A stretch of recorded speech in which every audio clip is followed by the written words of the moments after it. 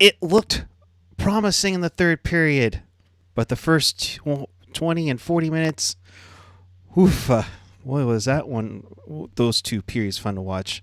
We'll break down this game and a lot more and tell you why Henry Thrun is missed in San Jose right now on Teal Town After Dark. Wow, that was an awful intro. Oh my God.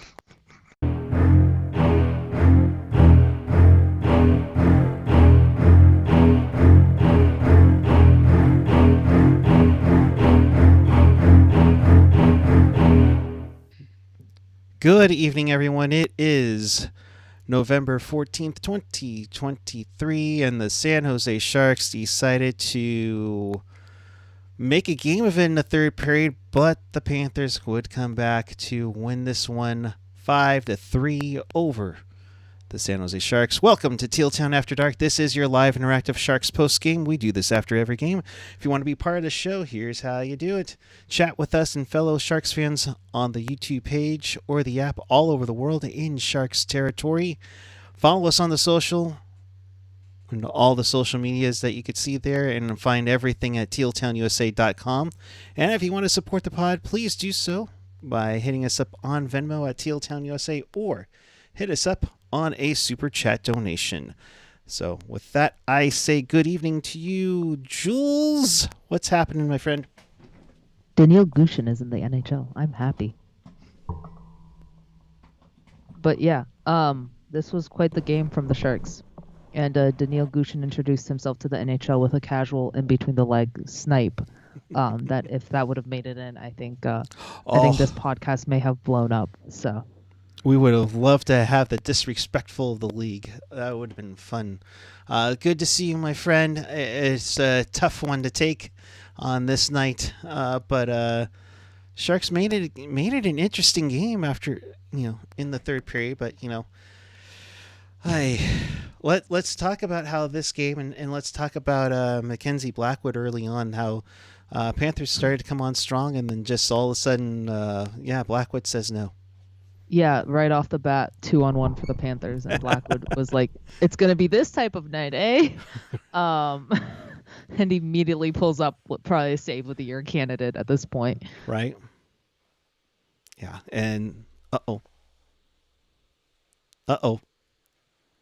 Jules. Oh Lordy.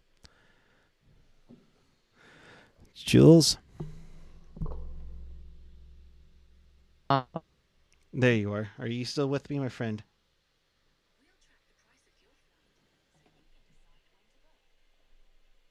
I think Jules got frozen for a moment there. We'll try to reconnect with her in just a jiffy. I see I'm still on, so we'll see what's happening here. We'll keep this going in the meantime. Am I back? Hello. I can hear you now. Yes. There you are. Okay. I can hear My you. Wi-Fi decided to say bye-bye like the Sharks did. This is what they call an AOL moment. So, hey, I'm glad you're back. But, but the first period, I mean, you had, Lomberg get a sweet shot. I'm not going to lie. That was a sweet shot. Used Emberson as a pylon and a screen on Blackwood to make it 1-0. But then you had Mike Hoffman finally getting off the schneid to tie things up at 1-1 after 20 minutes. Not bad. The funny thing is right before that he was on the line with Hertl and Zetterlund, and I thought Eklund got benched for there. And then right after that, Hoffman scores. Hertl didn't end up getting benched, but I think it was the first goal on Lomberg. Eklund took a very not nice check, I think, from Lomberg, and so he didn't play for like 6 minutes. And then we all thought he got benched. But yeah, nice to see Hoffman score. Bump up that trade value, please. Please, indeed. AJ in the chat. Geez, even Jules doesn't even want to be here for this. At least they made it interesting this time. Right? And Kevin saying, great impression of ESPN Plus there, Jules. I try. Well, you know that with me, they're going to blame me for it. So you're all good. It's all good. Yeah. Um, Go ahead. no, I was just gonna say, with guarding that Hoffman goal, I don't remember who got the assist on that, but that was just a nice play, and it's honestly nice to see Hoffman get rewarded. Like, it's nice to see your veterans get rewarded. He's been due for a goal, and he didn't get a goal the first time he was traded to the Sharks, so why not a Yes. second time around? Why? Oh, jeez, you set me up for that. Why not? Thank you. Anytime. Giovanni Smith and Jan Ruda with the assists on that goal. On that Jan snap- Ruda's first point as a Shark. Yes. And Hoffman's first goal as a Shark. There you God. go. So When's the there trade you deadline. Oh, yeah. And in the second period, we go, and it was just, another penalty-filled. This game had some weird penalty moments. Bennett went for You tripping mean like early the in the first. offside goal that the NHL doesn't know their own rules to? We're getting to that. Yo, got to tease it a little bit. Smith with the tripping call, that would set up the power play goal for Sam Reinhart, who's just been on a tear this season. I think that it was his 12th in 15 games. Just been on a He's a run. free agent at the end of this year. Oh, that's why. Oh, Yeah. is that what you're supposed to do? Can someone tell Kevin LeBanc to do Yeah. that? But none of the Sharks players are currently doing that. Oh, gotcha. Yeah. Okay. I guess It's optional if you're a Shark, apparently. Yeah. Optional. Scoring optional. Playing defense optional. Taking penalties. Now that almost seems required. Well, that's what they teach you in the CUDA. In the CUDA, we always take our penalties. We have to take penalties every game, and if we're we have to throw unnecessary hits. Oh my God. Goodness I'm gracious. derailing the show today. Anyways, keep going. Ian, she's doing a good job for you, buddy. All she needs to do is I've drop some learned from the F bombs. Yes. So Reiner will get the only goal of the second. There would be a penalty at the end. I think it was Cousins that took down. Honestly, I wish be the called? Sharks just declined any power plays they take in between periods, like whenever it's the end of the second going into the third, because it always doesn't work out for the Sharks. They always end up either giving up a shorthanded goal or the momentum just completely shifts to the other team. So if the NHL would love to incorporate a rule where a team can forfeit a power play, maybe give us a prospect instead, I would greatly appreciate that. Wow. A power play for a prospect. I am down with that. I will decline. Yes.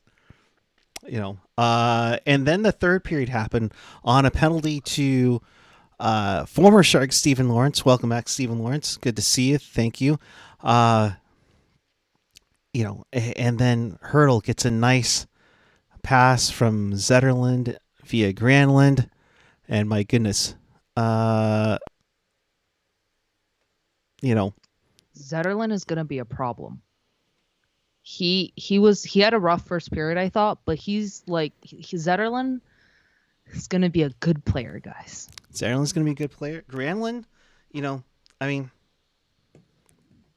2 assists tonight. He would also assist on the Luke Cunnin goal. That was the second goal for the Sharks in 70 seconds. It's like, oh my gosh, we actually figured out how to score. And suddenly the Sharks were in the lead. So as much as we get on Granlund for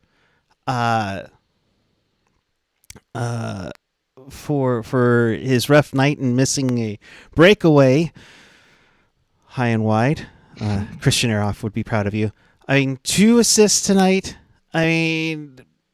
I'll give it. I'll give it to him. How many of them were actual Granlund doing the work? Well, yes, they were secondary assists. I will give you that. But it's nice to see him contributing in some form. It balances out the breakaway honestly, and the missed Michigan. Oh my God. Right after Gushin did his in between the legs thing. So he learned. But once I'm honestly so excited for Couture to come back. I was telling this to Puck Guy during our sound check. I was like, I cannot wait for Couture to come back, because give Gushin a legit chance to act, and he still got an assist. I don't know how that man still got an assist, but he did, playing with Luke Cunnin and Granlund. Like once Couture comes back, it's gonna help this team a lot. Not saying they're gonna win more. I'm just gonna say the offense might get a little better. It might get a little bit better. You don't want it to get too good if you're part of Team Tank, of course. So yeah, and he did do the work for the first goal, Lacey. I don't like Granlund. He's made too many plays where I'm like, what the hell are you doing there for me to like? I appreciate the help on the Cunning goal or whatever it was, but like, he's just. It feels like sometimes he deflates the momentum instead of building the momentum for the team, which is very frustrating. Yeah. So at that time, the Sharks were up 3-2. You were only 12 minutes, 39 seconds away from a victory. And then what happened? We can't have nice things. No, of course not. Panthers would go on to score 2 goals in a minute 3. Connor Verhaeghe gets his 100th goal this season. Of course he does. That would be a record. What am I saying? 100th goal in his career. Yeah, exactly. McDavid. Freaking fracking on pace for only 73 points. Jesus. Connor Verhaeghe gets his 100th goal. It was found by Matthew Tkachuk, who had 2 assists on himself. Tkachuk is such a problem, and I love him. Anywho, that's a different story. Yeah. So you have him, then Kevin Stenlund with a nice tip in from, oh boy. Okay. Belinsky's. Yeah, I probably scrolled through that, and Kevin's watching, so that makes up for getting Stephen Lawrence's name right there. But then you also have Barkov with the empty netter. That kind of seals the deal. But let me ask you about that offsides call. Okay, I have a question. Does the NHL pull things out of a hat when they do offside reviews and is like, this is offside, this is not offside? Because the explanation the guy gave on ESPN, I was sitting there thinking to myself, did they just invent this? Like, this doesn't sound real. Like, and like offside reviews, like there was some in the All-Star game and I was like, what the hell? But like, what is it? Like, I thought that was a good goal, not gonna lie. I don't think, because the puck bounced off of apparently the momentum of the puck bounced off his skate and landed that made no sense. But yeah, I don't know. I thought it was a good goal. I don't understand the NHL's offside. Thank you, Matt Duchene, but yeah. No, I can't explain it. So if I'm trying to figure out, is that it hit Eklund, but Eklund kind of kept it in the zone, but then it started popping out, and then Bennett kept it. It's like, yeah, because from what they made it sound like, it hit Eklund, which is what made it, and then apparently Bennett may have touched it, and then that's what made it offsides. Right. But that's such a minute detail here, and that still makes no sense.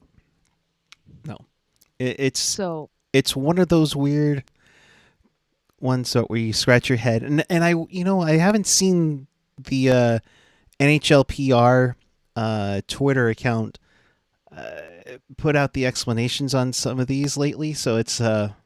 Well, Anthony, and then what was funny is the refs just stopped calling the game after that.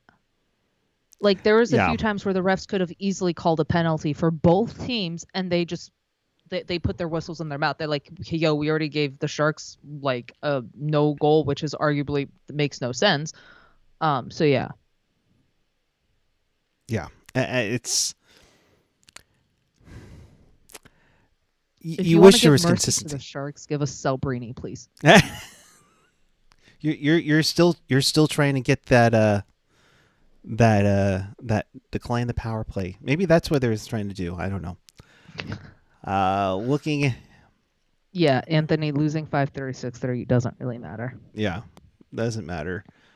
Looking into the chat, Steve Rector, the coaching staff must be seeing something or making them concerned about.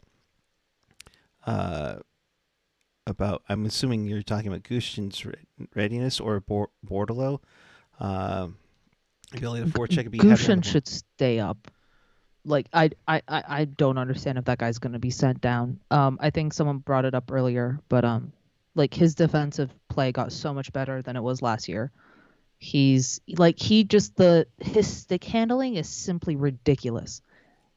Like, his confidence is like this high, and like you give him a legit center. Like I don't think Gushin is going to be like the driving force of a line per se, but like you give him a legit center, and like even with Granlund, he got a point and he played well. And I'm not trying to dish Granlund. I'm just saying he should stay up. He is still a point per game player, which is really funny. Gushin, yeah, doing good. 40.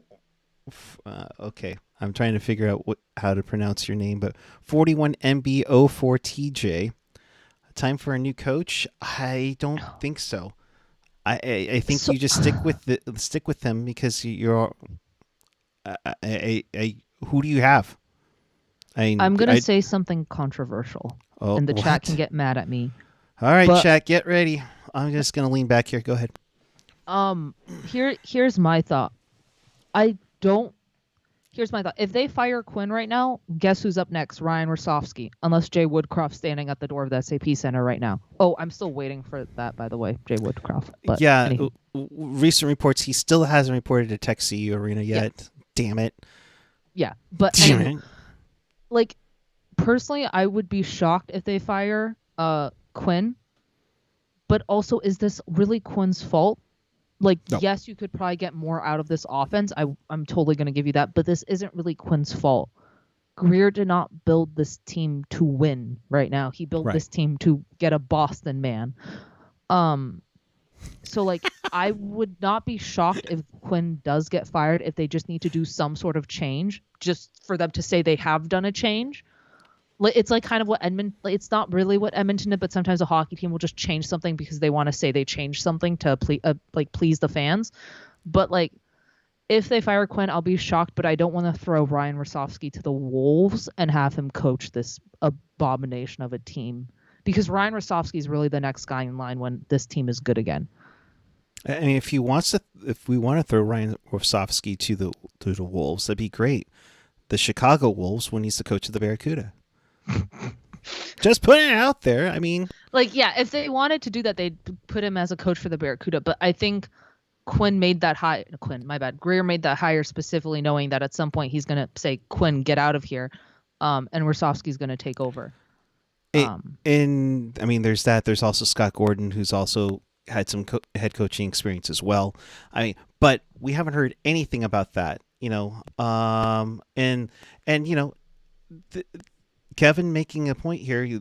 Yeah, it's not Greer's fault. This team is built this way for a reason. Greer's focus is on 2025. Yeah, exactly. Greer's focus is to, you know, get a Boston man this year, maybe get one of like the Hodgins brothers next in 2025, and then start being good.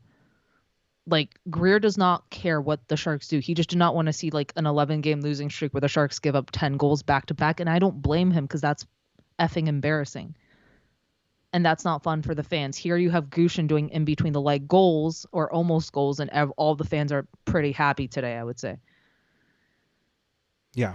No, I tried to look at some of the comments in the chat. You know, Steve Rector also saying maybe he feels like Greer might see a Jared Bednar situation with Quinn. I mean, that was a tough departure with Patrick Waugh. And yeah.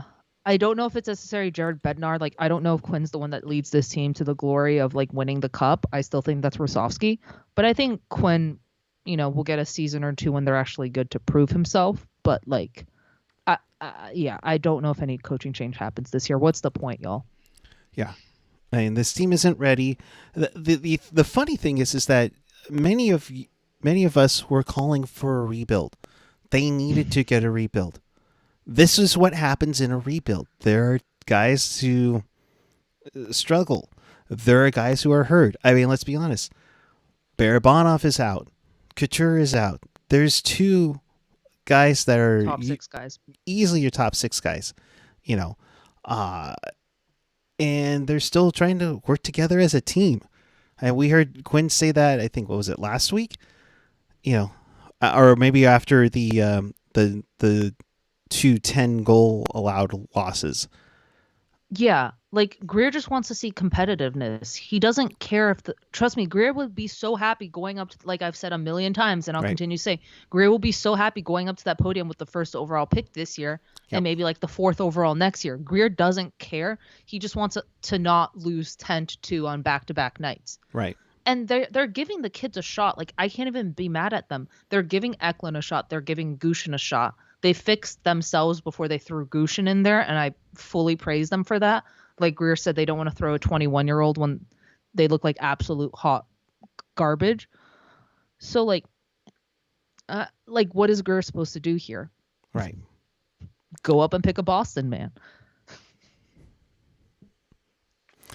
It's not supposed to be funny, but it is funny if it ends up Boston. It's like someone in the chat, tell me who is their New England scout, because they must have it super easy right now. Well, like even Shang, I think, asked him this in like their press conference, and he was like, "Have you guys been watching Malcolm Celebrini?" And Greer was like, "You can never be mad when you get a BU Terrier." Also, Cole Eiserman is also going to BU. So the two back-to-back picks are both going to BU. And then just go to the other side of town and watch Will Smith get jiggy with it. I mean, come on. Sorry, that was bad. That was bad. I mean, so Sharks lose this one 5-3. Played. I mean, give them credit. They played fairly well against the defending Eastern Conference champions. I mean, you take some bright side. Yes, thank you, AJ. The Sharks did score 3 goals tonight. Isn't that progress? Yes. How's that taco bet looking for jerk, by the way? Not good. Oh, man. Jerk, stop taking law of averages. It doesn't work with this team. Although I think AJ, correct me if I'm wrong, AJ, you were expecting this to be the worst attended Sharks game in history at the Tank, but it just missed. I mean, they just barely got over 10,000 on the night. The attendance is like, I mean, this is what happens during a rebuild, but like they showed the like tank at the start of the game, and the flashing lights make it look. It was so bad, and I was like, Jesus. It's bad. I honestly wish, and I know there are some people in New York watching, I honestly wish there was a way to do this show while I'm at the game. Granted, I have to work. Granted, I have to work in what? Let's see where we at now. 5.5 hours. But I digress. You know.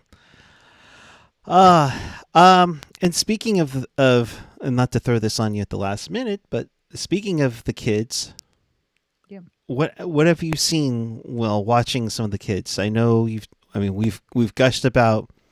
I mean, we gush about Gushin, but what about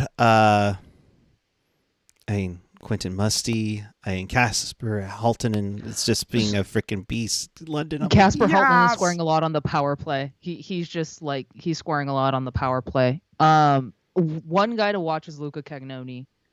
I don't know how the Sharks got him on a run with in the 4th round. I think it was 123.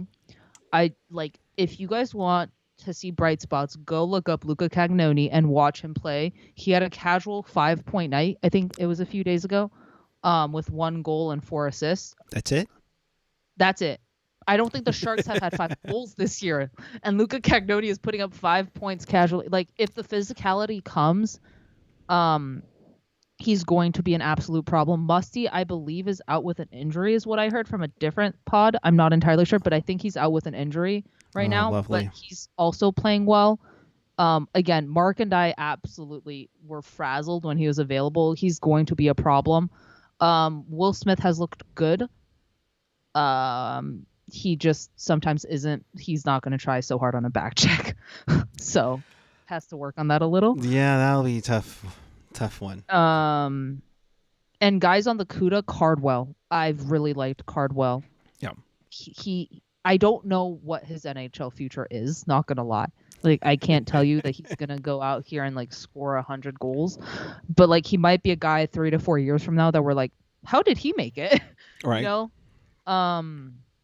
Who else? Who's exciting? Trying to think. Philip Beestead also has a solid season in the SHL. Hasn't put up that many points. SHL is hard to put up points in. Mm-hmm. But also another guy to watch, Theop Jacobson. He's having himself quite a solid season, not in the SHL, but in kind of the minor league of basically the AHL version of the SHL. he's a guy to watch. I think he's a 7th or 6th round pick of the Sharks a few years ago. He's having himself quite a season.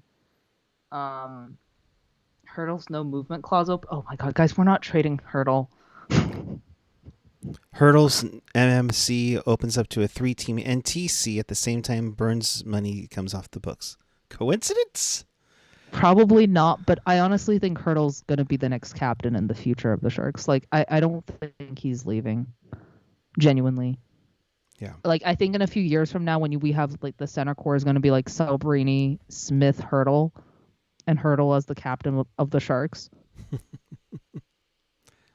You never know. You never know. I don't want to see Hurdle go. Like, I'm fine seeing Shore go. I can't see either one of them going. Let's be honest here. They're like the heart and soul guys of this team. Like I remember Hurdle's like 4-goal game night against New York Rangers. Like I grew up like honestly I do not want to see Hurdle go, and that's because I grew up with Hurdle. Yeah, like I don't think either of them are going. Kevin talking about the lights. I wonder if they thought about the lights is to make the casual think it's people in the crowds with bracelets. Though those who know those light represent empty seats. Yeah. No, but it's obvious on the broadcast. There's no one sitting in the chair. Yeah. AJ adding the LEDs add to the seats that might have been the biggest waste of money since signing Bodker. Oh, wow. We're Bodker signing. Not Bodker. Come on now. Not the Bodker signing. Hey, but Luke Cunnin scored a goal. Hey, he just should have scored a goal like 3 weeks ago when I told that he would score a goal. I think, didn't he do it against Washington? That was about 3 weeks ago. But what did we give up for Cunnin again? John Leonard and a 3rd-round pick, folks. Couldn't just give up John Leonard. No, we had to add a 3rd-round pick in. It's okay. The Sharks don't draft well in the 3rd round. It's very true, but still. We couldn't package something better. I don't know. We'll see. But like the Sharks genuinely might have like 3 first-round picks this year in a draft that has elite D-men. So that's something to look out for. Elite D-men. Yeah. We need that. Mm-hmm. I mean, you were going to mention something about that. I swear, about our defenseman. Oh, Addison is starting to look very comfortable. I liked him. He's starting to look comfortable. Him and Ferraro may actually be a good pairing in the future. Not right now, but in the future.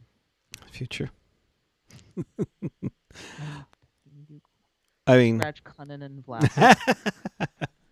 Well, okay. Please, okay, Vlasic. Maybe, but Cunnin scored tonight. Come on now, we got to hold on for a moment here. I mean, same thing with Granlund. As much as it drove me nuts seeing a breakaway, it's like, oh, come on, But yeah, with half wall hockey, expect Gushin to be the only good 3rd rounder. Yeah, half wall. Hey, good to see you here, bud. Appreciate you. Appreciate your support. Yeah. He's the only good 3rd round. Yeah. I'm so excited for Gushin. Y'all, I know this season's going to suck, but just be excited for Gushin. Like, the guy already has this much confidence as a rookie. Imagine what he's going to do, like, in a few years. Like, the league's, like, not ready for that. Yeah. Getting some comments from the locker room from Quinn. Our PK was unable to deliver tonight. The 4th goal was really a backbreaker, just loose coverage on the net. We didn't pick up a stick at the net, and it ends up going in the back of the net. Now, see, this is where you kind of get on Cunnin because he's having a tough time clearing the puck. But that goes with the entire team at this point. The entire team cannot get the puck out of their own zone for their life of them. They don't have the they just try to bank it off the boards, but they also don't have the talent necessarily, I would say. So it's just 2 bad combinations, and when you can't get the puck out of your zone and you're hemmed in there, like Addison almost had a 2-minute shift tonight. I think it was 2 minutes, by the way. Yeah, there were I think Ferraro actually had one as well in the middle frame here. By the way, Jerry F, I didn't forget you. Thanks for another great show to help us get through this season in the super chat. Thank you, bud. Appreciate Get the Boston man, Sharks. Anywho, moving on. Yeah. Let's see what else we got from Quinn. I thought there were some good signs on the power play. There were good signs overall throughout the game, but against a team of that caliber, you make sure that you're thorough for 60 minutes. Why is Granlund still on PP1? You have give Gushin a shot at PP1 with Eklund and Zetterlund. I get it. I'm guessing more experience, and he has experience on the point on the power play. That's Granlund should not be running our point. That's a different rant. But I just don't understand it. If we're gonna suck, just give the rookies a chance. And they have been. This is me just being nitpicky and I just I want to see Eklund's and Gushin's chemistry a little. Yeah. Nope. Okay.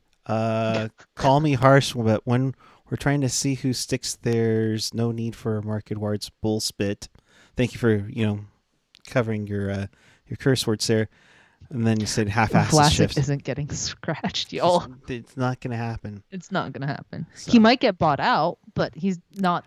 I think they're going to keep him here. I really think they're going to have him get through everything. The thing that kind of aligns is that right when the Sharks, I think, want to get competitive, Vlasic's out of here. So right. Maybe. I mean, that way you're avoiding all having a buyout on your. Does Lou Lamoriello want Marc-Edouard Vlasic to help the Islanders? I was hoping for Montreal, but We'll only ask for Noah Dobson. There you go. Or the real Frankie JJ. But I digress. Okay. Quinn on the hurdle line. I know. I didn't love that line early. I thought they got better as the game went on. We talked about taking care of the puck between the blue lines. It was going to be pivotal tonight. Mm-hmm. And as for what he says about Gushin, he does good things with the puck, and he's a smart player. He's competitive. I thought he did a lot of good things tonight. Oh, love to hear that. So, Goosh, cool. Keep doing as one former captain would say. Keep doing whatever it is you're doing. So, yeah. Yeah, I mean, Quinn's right. He did look good. He's going to be a problem. I that's all I can say. I get excited for Gushin, and he deserved this call up. Genuinely, he was just. I feel bad for the Cuda because they're going to be a little painful to watch now, even more. But he's gonna be a good player. Right. And the Balcers buyout does come off the books this summer, so there will be more room for I never understood that buyout, but yeah. Neither did I. And it's come on. Yeah, I don't know. So with that, I think that kind of pretty much sums up everything on hand for this evening. Vlasic surprised everyone with a retirement. Sorry. No, I don't think Vlasic is retiring. No. Rob, no. You're just basically saying, I don't want another $14, $21 million. Yeah. No. So, with that, we will wrap things up. In case you missed anything or you want to watch this again, check us out on tealtownusa.com or wherever you get your podcasts. Of course, if you're watching us on YouTube or watching the replay, hit that like button, subscribe, and bell to notify you when we do go on the air. And leave us a comment down below if you didn't make it into the live chat tonight on your thoughts of tonight's game. So, Jules, rocking the Eklund jersey. Yeah, go 72. As I'm rocking, wait, let me get this right. What number is that? Oh, that's my Bordelot jersey. Yeah. Nice. So the future, yes, the future is bright in San Jose. It's just not bright right now. That's what it is. But patience, my friends, patience. You guys, we wanted a rebuild. We got the rebuild. Yes. So, Jules, thank you very much. Your final thoughts before we get out of here? Keep losing, Sharks. The tank is on.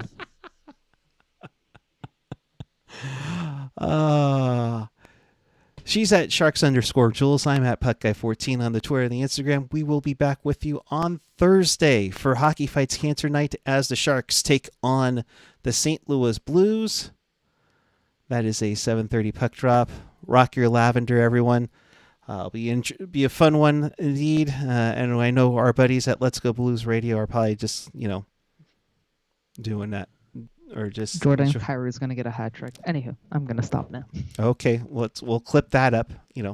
I'm kidding. Yes, Kevin. Before we get out of here, Merkley, Kaut, Zadina. I'm fine with the trajectory and don't miss Merkley whatsoever.